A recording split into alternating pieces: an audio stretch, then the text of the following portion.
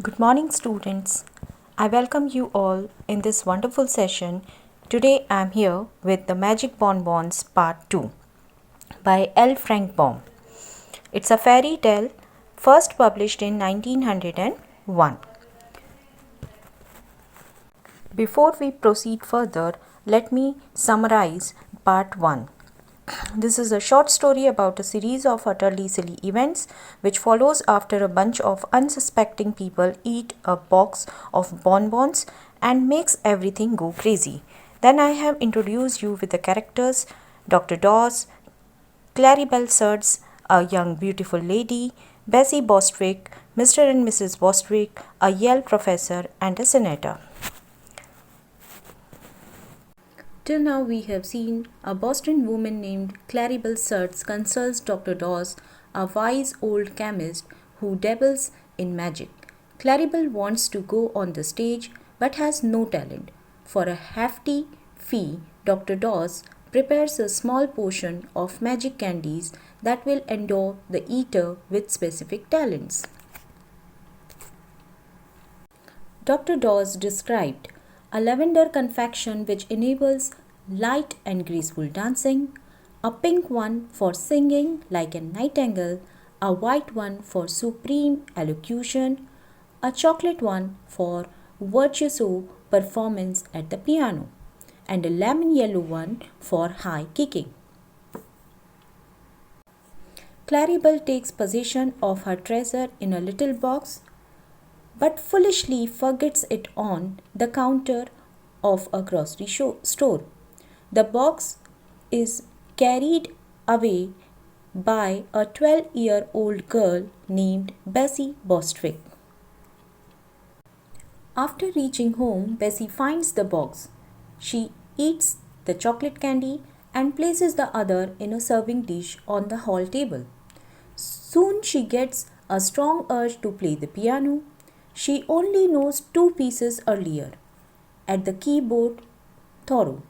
She suddenly launches into a superb performance of Beethoven's 7th Piano Sonate. She plays on and in rapture. Her mother hears the music and nearly faints when she realizes that Bessie is the player. Mr. Bostwick arrives home with 2 dinner guests, a Yale professor and a senator. Mrs. Bostwick meets them in the hall, and as they listen to the music, they wonder on Bessie's performance. Mr. Bostwick, who was hungry, picked up the bonbon and ate the pink confection. The professor was watching him, so Mr. Bostwick courteously held the dish towards him. The professor ate the lemon yellow piece, and the senator took the lavender piece.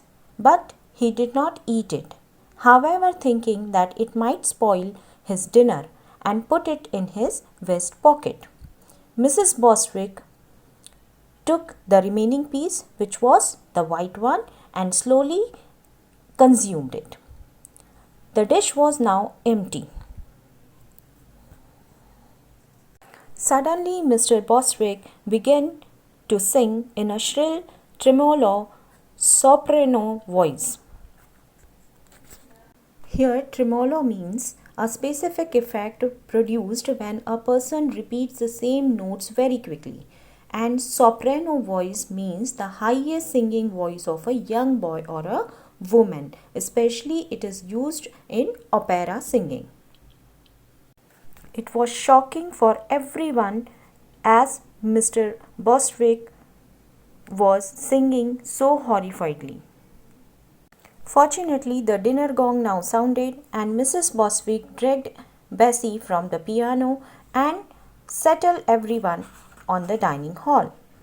And Mrs. Bostwick dragged Bessie from the piano and settled everyone on the dining hall. Her maid brought the soup bowls, and suddenly the professor kicked the bowls till the height of the ceiling. Meanwhile, Mrs. Bostwick also starts reciting poetries. Now in the dining hall, everyone was Rules. Mr. Bostwick was singing "Oh Promise Me." The professor was trying to kick the globes off, and Mrs. Bostwick had switched her recitation to "The Boy Stood on the Burning Deck." And Bessie plays the overture to the Flying Dutchman. The senator went out with an exclamation of horror. Flying, the senator retreats from this scene of madness. He is scheduled to make a major speech at the Faneuil Hall the next day, but is so upset by the dinner at the Bostwicks that he has trouble preparing. The political meeting was the feature of the day, for the senator's eloquence was well known in Boston. So the big hall was crowded with people, and in one of the front rows sat the Bostwick family with the learned Yale professor beside them. They all looked tired and pale, and the senator was rendered so nervous by seeing them that he refused to look in their direction. As he sits on the stage the following afternoon, he finds the candy in his pocket and eats it to soothe his throat. He rises to speak before the vast audience, which greeted him with enthusiastic applause. "My friends," began the senator in a grave voice, "this is the most impressive and important occasion," he said. Then he paused, balanced himself upon his left foot, and kicked his right leg into the air in the way favored by ballet dancers. Suddenly, Senator started dancing as a trained ballet dancer. There was a hum of amazement and horror from the spectators. Everyone was shocked. Suddenly, Claribel Studs, who was there, uttered a scream and sprang to her feet, pointing an accusing finger at the dancing senator.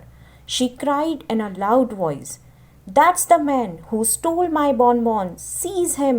Arrest him! Don't let him escape!" Somehow the senator's friends seized him firmly and carried out of the stage, though he dances all the way to home. It took the senator several months to recover from the shame and humiliation, to recover his reputation and his dignity. The Bostwick family and the professor returned to the normalcy more quickly. Meanwhile, Claribel went again to the voice chemist and signed a check for another box of magic bonbon. She launches a successful stage career. It seems safe to assume that she has acquired a new supply of magic bonbons. Now she becomes a famous actress. When Bostwick family came to know the fact about bonbons, little Bessie realized that she should not pick anything that doesn't belong to them from anywhere. I hope you understand the story well and enjoyed it. Thank you. I hope